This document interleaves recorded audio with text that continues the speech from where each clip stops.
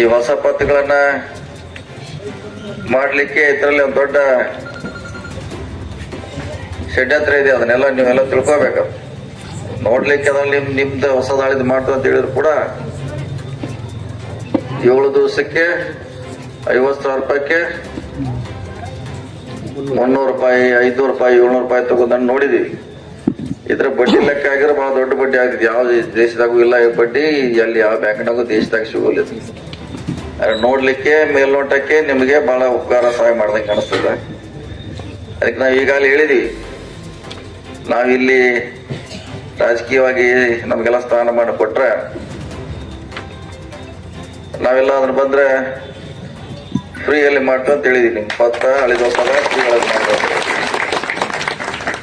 ಯಾಕೆ ನಿಮ್ ದುಡ್ಡು ನಿಮ್ದೆ ತಗೊಂಡ್ ಕೊಡ್ಲಿಕ್ಕೆ ಅದಕ್ಕೇನು ಯಾರು ಬಡ್ಡಿ ಕೊಡೋದು ಅವಶ್ಯಕತೆ ಇಲ್ಲ. ನಿಮ್ ದುಡ್ಡೇ ಅದು. 2 ದಿವಸ ನಾವು 3 ದಿವಸ ಇಟ್ಕೋತೀವಿ ಅಷ್ಟೇ. ಅಷ್ಟಕ್ಕೂ 50,000ಕ್ಕೆ 300 ರೂಪಾಯಿ ತಗೋತೀವಿ ನಾವು. 500 ತಗೋತೀವಿ. 1 ಲಕ್ಷ ಮೇಲಿದ್ರೆ 700 ರೂಪಾಯಿ ಬಡ್ಡಿಯನ್ನ ಬಡ್ದು ಮತ್ತು ನಿಮ್ಮ ದುಡ್ಡು ನಿಮ್ಗೆ ಕೊಡಕ್ ಮತ್ ನಾವು ಬೆಳ್ಳಿ ಮೂರ್ತಿ ಒಂದು ಕೊಡ್ಬೇಕು. ಅದಕ್ಕೆ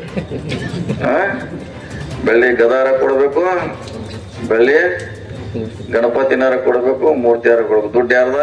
ಸರ್ಕಾರ ದುಡ್ಡ ನಿಮಗ್ ಕೊಡಾಕ ನಿಮ್ಮಿಂದ ಒಂದ ಬೆಳ್ಳಿ ಮೂರ್ತಿಯನ್ನು ಪಡಿ ನಾವು ಎಲ್ಲ ಕಡೆ ನೋಡಿದ್ವಿ.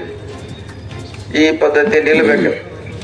ಈ ಸಹಕಾರಿ ಸಂಘ ನಿಮ್ದಿದೆ, ರೈತರಿಗೋಸ್ಕರ ನಿರ್ಮಾಣ ಮಾಡುವಂತ ಸಂಘ ಇದು.